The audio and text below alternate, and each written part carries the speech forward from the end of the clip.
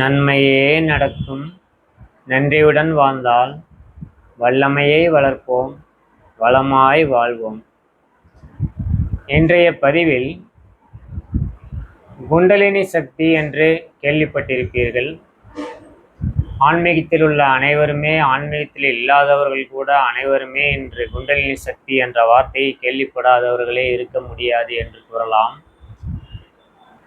அந்த குண்டலினி சக்தியை எழுப்புவதனால் என்ன பயன்?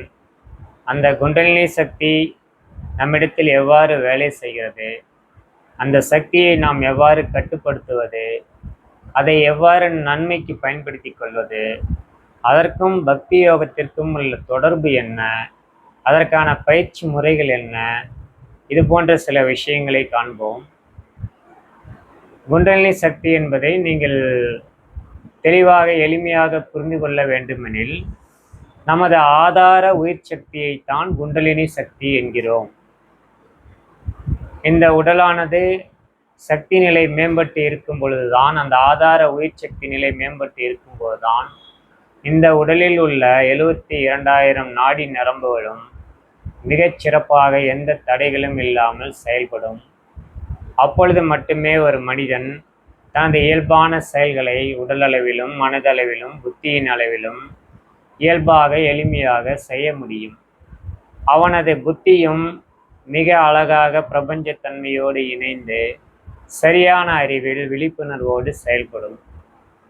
ஆக அந்த ஆதார உயிர்சக்தி நிலையை எப்பொழுதும் ஒரு மேம்பட்ட நிலையில் நாம் வைத்திருந்தோமானால், அறிவியல் ரீதியாக புறச்சூழலில், சுற்றுப்புறச் சூழலில் நிகழ்காலத்தில் என்ன நிகழ்கின்றது என்பதை நாம் கூர்மையாக கவனிக்க முடியும்.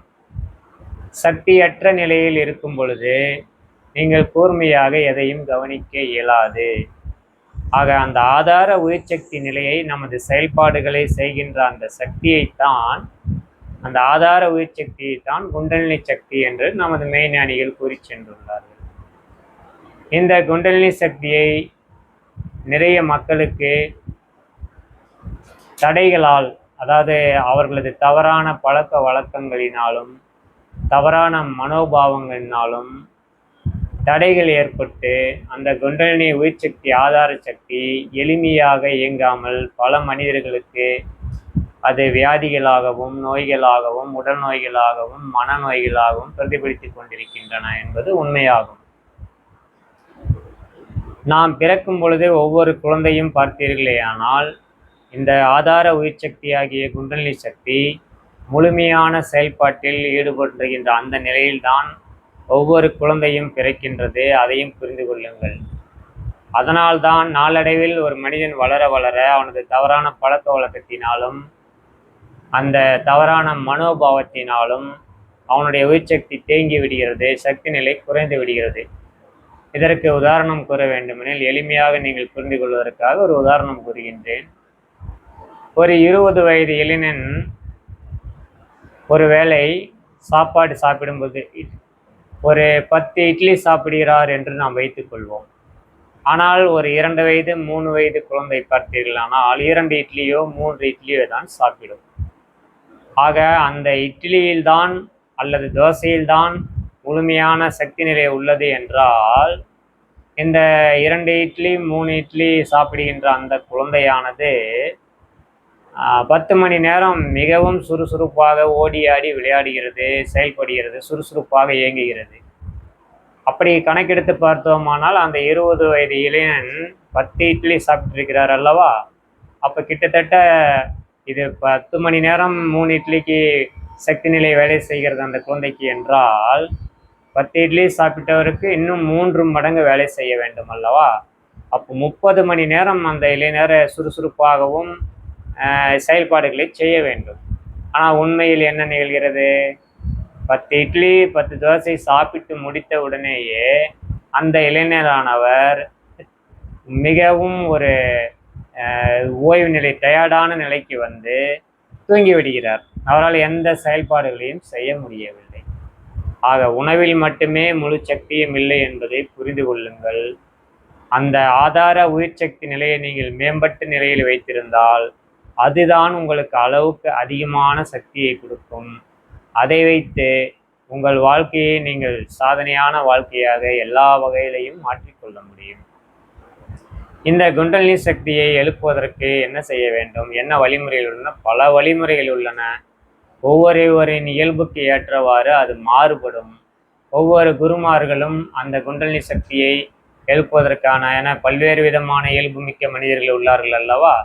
அதற்கேற்றவாறு அதற்கு தகுந்தவாறு பல்வேறு விதமான வழிகளை கண்டுணர்ந்து பயிற்சி முறைகளையும் கொடுத்துள்ளார்கள்.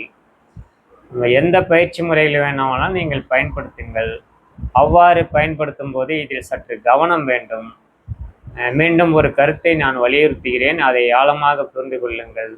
தவறாக குண்டலினியை எழுப்பிக் கொள்கிறேன் என்று உடல் சூட்டை அதிகம் செய்து கொண்டு இன்னும் பிரச்சனைகளை அதிகமாக்கி கொள்ளாதீர்கள். அதுவும் தவறு. இது ஒரு குருவின் துணையோடு தான் கவனமாக அந்த உயிர் சக்தியை நீங்கள் எழுப்ப வேண்டும். என பல காலம் தேங்கி கிடைக்கின்ற ஒரு சக்தி நிலையாகும். ஆக என்ன செய்ய வேண்டும் என்றால் மிகவும் கவனமாக, அதுக்கு முன்பு ஒரு சின்ன கருத்தை கூறிவிடுகிறேன். Anything insufficient or excess will not be give desired result. That means எந்த ஒரு விஷயமாக இருந்தாலும் அளவுக்கு அதிகமாக நாம் ஈடுபட்டாலும் அல்லது அளவு குறைந்தாலும் நாம் விரும்பிய பலனை தராது என்பதை நீங்கள் புரிந்து கொள்ள வேண்டும். நாம் விரும்பிய பலன்தான் இங்கே முக்கியம். நீங்கள் விரும்பிய பலன் கிடைப்பதற்கு சராசரியாகத்தான் நாம் அனைத்து விஷயங்களும் செயல்பட வேண்டும். அதைத்தான் எனிதிங் இன்சஃபிஷியன்ட், எது ஒன்று குறைவாக நீங்கள் செயல்பட்டாலோ ஆர் எக்ஸஸ் அளவுக்கு அதிகமாக இருந்தாலோ will not be give desired result, நாம் விரும்பிய பலனை தராது. ஆகவே நீங்கள் குண்டலினி சக்தியை எழுப்புகின்ற பயிற்சிகளில் ஈடுபடுகின்ற பொழுதும் அளவுக்கு அதிகமாக செயல்பட வேண்டாம், பயிற்சியை செய்ய வேண்டாம். மிக குறைவாகவும் செய்ய வேண்டாம். உங்கள் உடல்நிலைக்கு தகுந்தவாறு நீங்கள் எடுத்துக்கொள்ளும் உணவு, உங்களுடைய காலச்சூழல், உங்களுடைய இயல்பு நிலை, இவைகளுக்கு தகுந்தவாறு அந்த பயிற்சிகளை படிப்படியாக மேற்கொள்ளுங்கள். உங்களது சக்தி நிலையை அதிகரிக்கும் பொழுது இன்னொரு விஷயமும் உங்களுக்கு நிகழ வாய்ப்பு உள்ளது. உங்கள் ஆழ் மனதில் நீங்கள் எந்த கருத்துக்களை, எந்த உணர்வுகளை ஆழமாக பதித்து வைத்துள்ளீர்களோ அந்த உணர்வுகள் இந்த சக்தி நிலை மேம்படுவதால் வெளிப்பட ஆரம்பிக்கும். உதாரணத்தில், உங்களுடைய ஆழ் மனதில் நீங்கள் நல்ல எண்ணங்களை பதித்து வைத்திருந்தீர்களே ஆனால் இந்த குண்டலினி அதாவது அன்பு, நம்பிக்கை, உறுதி, தெளிவு, தியாகம், விட்டு கொடுக்கும் மனப்பான்மை, காதல், அன்பு, இது போன்ற ஒழுக்கம், சுய கட்டுப்பாடு, பிறருக்கும் உதவுதல், இது போன்ற நல்ல குணங்களை நீங்கள் பதித்து வைத்திருந்தீர்களே ஆனால் இந்த குண்டலினி சக்தியை எழுப்புகின்ற பயிற்சியை நீங்கள் மேற்கொள்ளும் பொழுது இந்த உணர்வு சக்தி நிலை அதிகமாகி இந்த உணர்வு நிலைகள் எல்லாம் உங்களுக்கு மேம்படும். இதனால் நிச்சயம் உங்களுக்கு நன்மை நடக்கும், பிறருக்கும் நன்மை நடக்கும். ஆனால் உங்களது ஆழ் மனதில் பழைய பதிவுகளின் தாக்கத்தினால் கோபம், வெறுப்பு, அளவுக்கு அதிகமான காமம், இயல்பான நிலை இல்லாதது, பிறரை வெறுத்தல், பிறரை திட்டுதல், பிறருக்கு தீங்கிழைத்தல், ஒழுக்கமில்லாத தன்மை, கட்டுப்பாடு இல்லாத தன்மை, இது போன்றவைகள் உங்கள் ஆழ் மனதில் பதித்து வைத்திருந்தால் நீங்கள் இந்த குண்டலினி சக்தி பயிற்சிகளை மேற்கொள்ளும் பொழுது அந்த உணர்வுகளும் அந்த கேரக்டர்ஸ், அந்த நிலைகள் வெளிப்பாடு அதிகமாகி அது உங்களுக்கும் ஆபத்தை ஏற்படுத்தும், துன்பத்தை ஏற்படுத்தும், உங்களை சார்ந்தவர்களுக்கும் ஆபத்தையும் துன்பத்தையும் ஏற்படுத்தும் என்பதை புரிந்து கொள்ளுங்கள். இதனால்தான் நீங்கள் குண்டலினி பயிற்சி செய்வதற்கு முன்பே ஒரு குருவிடத்தில் நமது பதஞ்சலி யோகா முறையில் பதஞ்சலி அவர்கள் 8 வகையாக பிரித்திருப்பார்கள். இயமம், நியமம், இது போன்ற படிநிலைகளாக, அதன் பிறகு யோகாசனம், தியானம், பிராணாயாமம் என்ற 8 வகை படிநிலையில் இறுதியாகத்தான் குண்டலினியை எழுப்பி சமாதி நிலையை அடைய வேண்டும் என்ற அந்த நிலையை அவர் கூறுவார். ஆக நாம் இந்த குண்டலினி சக்தி பயிற்சி முறைகளை செய்வதற்கு முன்னால், எழுப்பிக் கொள்வதற்கு முன்னால் நமது அந்த ஆழ்மன பதிவு நிலையில் நல்ல விஷயங்களை பதித்து கொண்டு ஒரு குருவின் துணையோடு நல்ல ஒழுக்க நிலைகளை மேற்கொண்டு நல்ல குணங்களை பதித்து வைத்து கொண்டு அதன் பிறகு நீங்கள் குண்டலினி சக்தியை எழுப்பி பயிற்சி செய்தீர்களானால் அது உங்களுக்கும் நன்மை அளிக்கும், உங்களை சார்ந்தவர்களுக்கும் நன்மை அளிக்கும் என்பதில் எல்லளவும் சந்தேகமில்லை. அதே போன்று அளவுக்கு அதிகமாகவும் பயிற்சி செய்யக்கூடாது, அளவு குறைவாகவும் செய்யக்கூடாது. இதையும் புரிந்து கொள்ளுங்கள்.